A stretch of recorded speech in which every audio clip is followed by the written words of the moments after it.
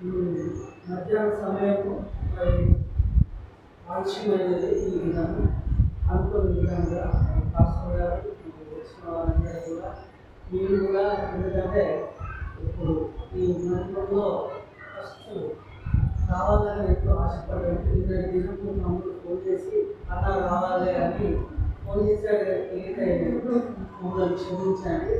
ప్రభువైన యేసుక్రీస్తు నామమున మీ అందరికీ వందనములు శుభములు తెలియజేస్తున్నాను.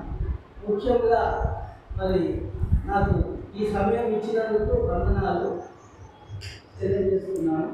దేవుడికే ఘనత మహిమ వచ్చిందాక. ముఖ్యంగా ఎట్లా అంటే ఈ దినము ఏర్పరిచిన దినం. మరి ఈ దినమును బాబాయ్ చిన్నమ్మ మరి ఈ దినాన్ని మరి సమకూర్చుకోవడానికి మరి పిల్లలు మన్మలేంది, కుమారులేంది, కూడలేంది, బిడ్డలేంది, మరి చుట్టాలు బంధువులు అందరూ కూడా కలిసి మరి దేవునికి ఘనత తేవాలని మరి చిన్నాయన ఎంతో కష్టపడి మరి ఈ స్థలాన్ని ఏర్పరచుకొని మరి దేవునికి గణపరచడానికి మరి ఎంతో కష్టపడ్డాడు. దైవ సేవకుడు ఇంతకుముందు చెప్పాడు ఏమనంటే పిచ్చోళ్ళు అని అనుకుంటారు, కానీ అతను చేసిన పని ఇప్పుడు మాకు అర్థమవుతుంది.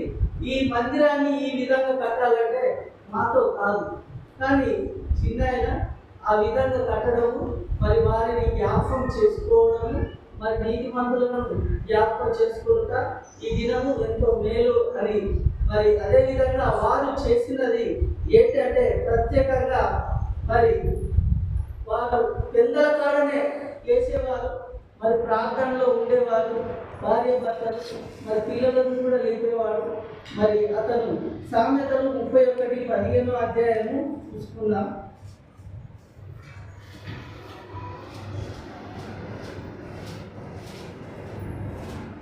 ఆమె చీకటితోనే లేచి తన ఇంటి వారికి భోజనం సిద్ధపరచును, తన పనికత్తెలకు వద్దకు ఏర్పరచును. దేవుడు మరి చీకటి కాలంలోనే లేచి మరి వీరు మరి చిన్నమ్మ ఎవ్వరు లేవక ముందే లేచేవారు, లేచి ప్రార్థన చేసేవారు. మరి ఎవరి కోసము? పిల్లల కోసము మరి వారికి ఈ విధంగా సమకూర్చుకోవడానికి మరి ఆయన చేసే పనులు అన్నిట్లోనూ మరి పెద్దల కాడ లేచేవారు. ఈ మధ్యలో ఇప్పుడు మనం ఏంది 7, 8, 9 దాకా లేస్తలేదు. అంటే మన జీవితాలు కూడా అట్లనే ఉంటాయి. మనం కూడా ఏంటంటే సోమరిగానే ఉంటున్నాం. బైబిల్లో ఉంది సీమలు మరి ఏ విధంగా తెలివిగా సంపాదించుకుంటాయో మరి మనం కూడా అట్లా సంపాదించుకోలేకపోతలేదు. దేవుడు కొలిచిండు సీమలకు మనకు కూడా. అదేవిధంగా ఇప్పుడు సోమరులు ఎప్పటికీ పండుకొని ఉంటారు, వారి గంటే వారి జీవితం అని దేవుడు కూడా చెప్పాడు. ఇప్పుడు మనం చూస్తున్నాం. అదేవిధంగా మరి చిన్నాయన ఎంతో పెద్దలగానే లేచేవాడు, ఎవరు లేవక ముందే ఆయన ప్రార్థన చేసుకునేవాడు. మరి చిన్నమ్మ కూడా చేసేది, అందరి కోసం చేసేది. మరి సేవకుల గురించి మరి ఈ స్థలము మందిరం గురించి మరి ఇదంతా ఎట్లుండే అంటే ఒక విధంగా ఉండేది అన్నట్టు. కానీ ఇప్పుడు చూడండి ఎట్లుందంటే ఏదో ఒక మనపరంగా మరి మనం చూడదగినదిగా మరి ఇక్కడ మహిమకరంగా జరిగే విధంగా అన్ని విషయంలో ఉంది. మార్కు 1:35 మార్కు సువార్త 30. ఆయన పిల్లల దగ్గరికి వచ్చి ఇద్దరు చాలా చీకటిగా ఉండగానే బయలుదేరి అరణ్య ప్రదేశంలోకి వెళ్ళి అక్కడ ప్రార్థన చేయించుకున్నాడు. అంటే అతను ఇక్కడ లేచి ప్రార్థన చేసి ఈ పనులన్నీ చేసి ఈ మొక్కలకు నీళ్లు పోసి ఇవన్నీ చేసి కూడా మళ్ళీ ఆయన వేరే సొంత పనులు కూడా చేసుకునేవాడు. ఊర్లలోకి వెళ్ళి మళ్ళీ ఎవరి అవసరాలు ఏ విధంగా ఉన్నాయని వాళ్ళ కోసం తీర్చేవాడు చిన్న ఆయన. మరి మనం ఇప్పుడు చేస్తున్నాం, పిల్లలు చేస్తున్నా? చేస్తలేరు. కానీ వారి ప్రార్థన మరి ఎంతో మేలు జరుగుతుంది ఇప్పుడు ఇక్కడ. మరి పెద్ద కుమారుడు కూడా MBBS సీట్ రావడము, మరి ఒక పిల్లలు చదువుకొని మంచి ఉద్యోగాలు చేయడము, మరి హైదరాబాద్లో మరి ఎప్పుడైనా ఉండడము, వాళ్ళ పిల్లలు మంచిగా చదువుకోవడము, మరి డేవిడ్ ఇల్లు కట్టుకోవడం, ఇవన్నీ కూడా వారి ప్రార్థనల వల్లనే ఇవన్నీ జరిగినాయి. కానీ వీళ్ళు ఇప్పుడు ఎట్లా అంటే వారి ప్రార్థన లేకపోతే ఇది ఏది లేదు, సున్నా. అందుకోసము వారిని ఇప్పుడు ఎప్పుడైనా అన్నట్టు ప్రతి సంవత్సరము ఈ డేట్ ఫిక్స్ చేసుకొని వీరందరూ కూడా కూడుకోవడానికి, మరి ఇది ఒక పండుగ లాగా, ఇదొకటి వారిని గుర్తు చేసుకోవడానికి వీళ్ళు రావాలి అని నా ఉద్దేశం. చిన్న ఇది ఎప్పుడో పెట్టాడు ఈ దినం. కీర్తనలు 57:8.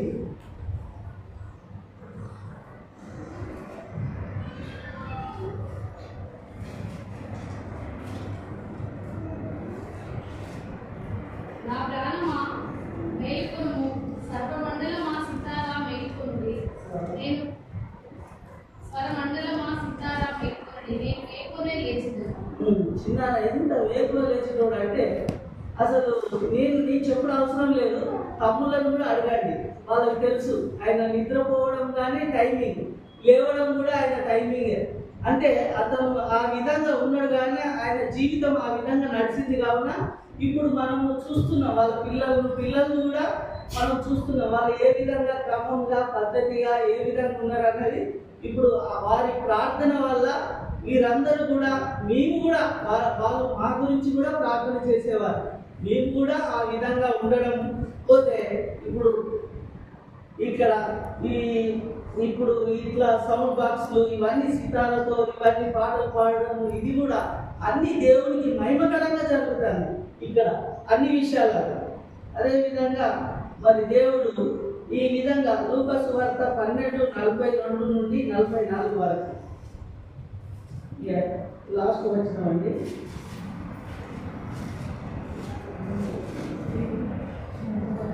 లూకా సువార్త 12వ అధ్యాయం 42 నుండి 44 వరకు. ప్రభువు ఇట్లనెను, తగిన కాలమున ప్రతి వానికి ఆహారం పెట్టుటకు యజమానుడు తన ఇంటి వారి మీద నియమించినట్టు నమ్మకమైన బుద్ధి గల గృహ నిర్వాహకుడు ఎవని ప్రభు వచ్చి వాడి అలాగు చేయుచుండుట కనుగొను, ఆ దాసుడు ధన్యుడు. అతను తనకు కలిగిన దాని అంతటి మీద వారి ఉంచునని మీతో నిజంగా చెప్పుచున్నాను. అయితే దేవుడు నిజంగా చెప్తున్నాడు. ఆహారం ప్రతిదీ కూడా దేవుడు మరి అతను చేసిన పనికి, ప్రార్థనకు, ఆరాధనకు, సువార్తకు, మరి సత్యంతో ఆరాధించి మరి ఈ విధంగా మనకు ఇట్లా ఆహారం దొరకడానికి మంచి గాలి, నీరు, ప్రతిదీ ఇక్కడ అన్ని విషయాలలో దేవుడు మనల్ని గణపరుస్తుండు.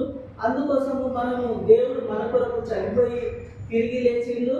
మనము నిరీక్షణతో మరి దేవుని ఒక దినము మనం చూస్తామని, మరి చిన్నమ్మను కూడా చూస్తామని, వారి దగ్గర ఉంటామని, మరి నిరీక్షణతో మనము వారి కోసము మరి వారు చేసిన పనులన్నింటినీ జ్ఞాపకం చేసుకోవచ్చు. మరి క్రమముగా పద్ధతిగా మరి ప్రతి ఆదివారం కూడా ఆరాధించి, స్తుతించి, ప్రార్థించి మరి దేవుని కొరకు మనము బ్రతకాలని మన ఉద్దేశము. అదేవిధంగా మరి యెహోషువ 8:10.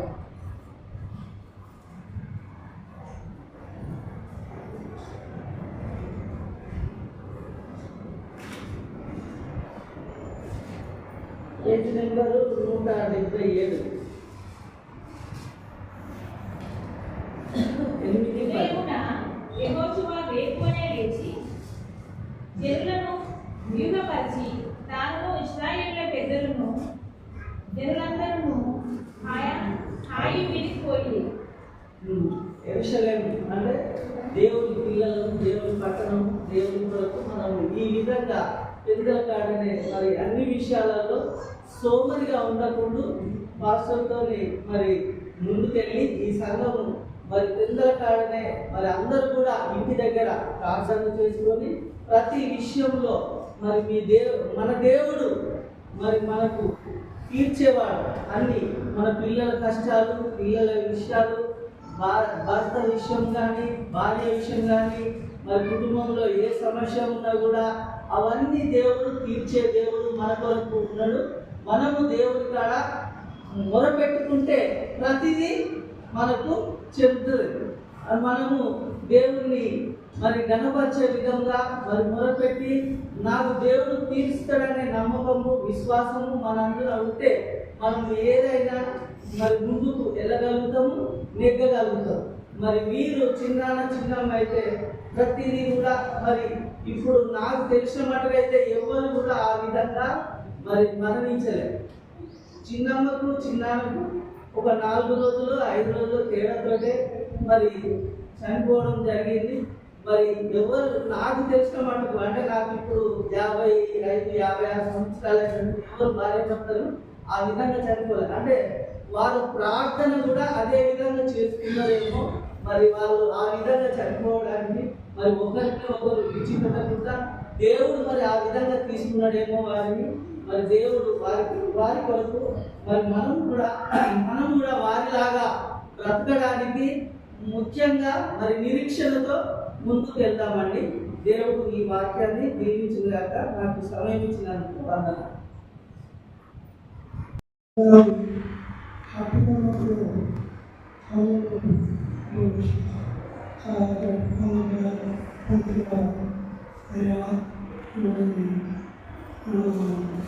సంవత్సరంలో సాయం చేసేది దేవుడు నీతి మంత్రులను పిలిస్తే మరి ఎంతో ధన్యకరము. అయితే నీతి మంత్రులను మరి దేవుడు ఆయన చేసిన పనులు ఆయన ప్రతి పెళ్లి కూడా చేసేది. అనేక 10 తర్వాత మేము ఆయన ఎప్పుడైనా ఉన్నప్పుడు నాకు ఎక్కువ ప్రసంగం రాలేదని అయితే మా తమ్ముడు నేను సంఘం అందరం కూడా ఎప్పుడైనా ఉన్నప్పుడు సువార్తలు ఊళ్ళో పెట్టినది ప్రస్తుతం. తర్వాత మళ్ళా ఆయన సంఘానికి వేరే ఇక్కడ సంఘం నేను కట్టుకోవాలి, దేవుడు సన్నిధి ఉండాలి అని చెప్పి ఆయన నా దేవుడు ఆయన ప్రేరేపించి ఈ విధంగా మరి తాను సంఘంలో దేవుడు సహాయం చేసిండు. ఈ యొక్క తన మరి ఆయన జగత్తలో ఇట్లా సంఘము పట్టుకున్నాడంటే అది ఎంతో ధన్యకారు. ఈ విధంగా ఈ యొక్క అడగమ్మాల బస్తీలో ఇలాంటి మందిరం కూడా ఎంతో దేవుడికి ఇక్కడ మరి సంఘస్థలకు వచ్చి మరి ఈ యొక్క స్థానంలో మందిరంలో ప్రార్థన చేస్తే అది ఎంతో మేలుకరము, ఎంతో ధన్యము, ఎంతో దేవుడి సన్నిధిలో అయితే ఈ మంత్రులుగా వారు నిజమైన ఇందాక మా పెద్ద భక్తులు చెప్పినట్టు వాళ్ళ పెద్దల కాడలే వారు వేసి ప్రార్థన చేసేది. వాళ్ళ ప్రార్థనతోనే ఈ మందిరం పట్టుకున్నారు. ఈ ప్రార్థనతోనే వాళ్ళు సేవ చేసేది. ప్రార్థనతోనే ఆయన ఎంతో అనేకులకు సువార్త ప్రకటించింది. ఈ విధంగా వాళ్ళిద్దరూ మరి నీతిమంతులు కాబట్టి దేవుడు నీతిమంతులకు ఎంతో సంతోషం, ఎంతో సమాధానం. దేవుడి కృప అది ఎంతో నమ్మకమైనది. ఆయన మరి నేనైతే ఎక్కడ స్వార్థ అంటే కొద్ది గొప్ప మీరు చాటుకున్నట్లయితే ఆయన అయితే అందరికీ ప్రసంగం చేసేది. ఆయన మస్తు సంఘాల పడవై వాక్యం చెప్పేది. నేనైతే చదువుకోలేదు కానీ కొద్ది గొప్ప మాను చదువుకున్నా. నేను ఎక్కడే పరిశ్రమ అయితే ఎక్కడ చేయలేదు, చెప్పలేదు. కానీ ఆయన అయితే ప్రతి ఊళ్ళో మాట్లాడలేదు, వాక్యం చెప్పలేదు. ఆయన ఇప్పుడు ఎంత సంఘం ఎంత కట్టుబడి సంఘాన్ని ఎత్తుకుతుంటే బాగా, కానీ దేవుడు ఆ నీతి మాత్రం చాలు అని దేవుడికి తెలిసిపోయింది. కాబట్టి వారు నీతి మాత్రాన్ని దేవుడు తెలుసుకున్నప్పుడు మనకైనది. అలాగే మనం కూడా ఆయన యొక్క పెద్దల లేచి ప్రార్థన చేసుకోవాలి. మనం వాళ్ళ యొక్క తీసుకుంటూ కావాలి. అది మరి ఈ యొక్క మందిరం నిర్మించడంలో కూడా తను ఒక నిర్ణయం తీసుకొని మరి వాలంటీర్ రిటైర్మెంట్ తీసుకొని ఈ మందిరం కన్స్ట్రక్షన్ చేయడం జరిగింది. ఈ మందిరం కన్స్ట్రక్షన్కి మరి ఎవరు కూడా ఎంత సహకరించినారో మాకు తెలియదు, కానీ ఎవరు సహకరించినప్పటికీ అది చాలా తక్కువ మట్టుకి సహకరించుంటారు. ఒక 90% మాత్రం మరి మా నాన్నగారు సమర్పించుకొని నిర్మించినదే ఈ మందిరము. మరి ఈ మందిరంలో ఏంటంటే ఆయనకు ఆత్మల పట్ల ఉన్న భారం బట్టి, అంటే దేవుని యొక్కకు కొన్ని ఆత్మలను నడిపించాలని ఎంతో ఆశ కలిగి మరి ఈ సంఘాన్ని ప్రారంభించారు. మరి కొన్ని మనం కూడా విశ్వాసమే మనం జీవిస్తున్నాం, మనం చర్చికి వెళ్తున్నాం, మన దేవుడితో మరి అనేక దినం గడుపుతున్నాం, కానీ మనం మరి ఎంతమందిని సంఘానికి నడిపించగలిగినాం అనేది మనం కూడా ఒకరినొకరు పరీక్షించుకోవాలి. అతను మాత్రం ఎంతో భారం కలిగి, మా నాన్నగారు ఒక అన్య కుటుంబం నుండి వచ్చినారు. మా తల్లిగారు అయితే మరి బాన్ క్రిస్టియనే, కానీ మా నాన్నగారు అన్ని కుటుంబం నుండి వచ్చి వారి కుటుంబంలో ఉన్న వారిని మరి రక్షణలోకి నడిపించినారు. అదే విధంగా కొంతమందిని మరి మన సంఘంలో ఉన్న వారికి కొంతమందిని ఆయన నిజంగా మరి ఆయన రక్షణలోకి నడిపించినందుకే ఆ దేవుడికి ఎంతో కృతజ్ఞతలు చెల్లించుకుంటున్నాను. మరి అదేవిధంగా మరి ఈ సంఘాన్ని మరి ఇన్ని రోజుల నుంచి, అంటే నాన్నగారు ఒకప్పుడు సిక్ అయి మరి హైదరాబాద్లో ఉన్నప్పుడు మరి అన్నగా ఇక్కడ వాక్యం చెప్పడానికి ఎవరు లేనప్పుడు మరి శేఖర్ అన్నకి నాన్నగారు ఫోన్ చేసి కొన్ని రోజులు మీరు సంఘాన్ని నడిపించాలి అని చెప్పినప్పుడు అన్నగారుగా మరి ముందుకు వచ్చి నడిపించినారు. అదేవిధంగా మరి నాన్నగారు చనిపోయిన తర్వాత మరి అన్నగారు కూడా మరి అన్ననే మళ్ళీ సంప్రదించి ఈ యొక్క బాధ్యతను అన్నగారికి ఇచ్చి మరి నడిపించినప్పుడు అన్నగారు మరి సంఘాన్ని ముందుకు తీసుకెళ్తున్న విధానం బట్టి తరఫున మరి మీరందరూ కూడా సంఘంలో కూడా ఎంతగానో సహకరించి మరి మీరు ముందుకు వచ్చి మరి నడిపిస్తున్నందుకు మీరు మరి ఎక్కడ కూడా చెదిరిపోకుండా మరి మీరు సంఘానికి నడిపిస్తూ పడుతున్నందుకు అందరం చెల్లించుకుంటున్నారు. మరి ఏంటంటే ఈ యొక్క సంఘం కూడా అభివృద్ధి చెందాలి.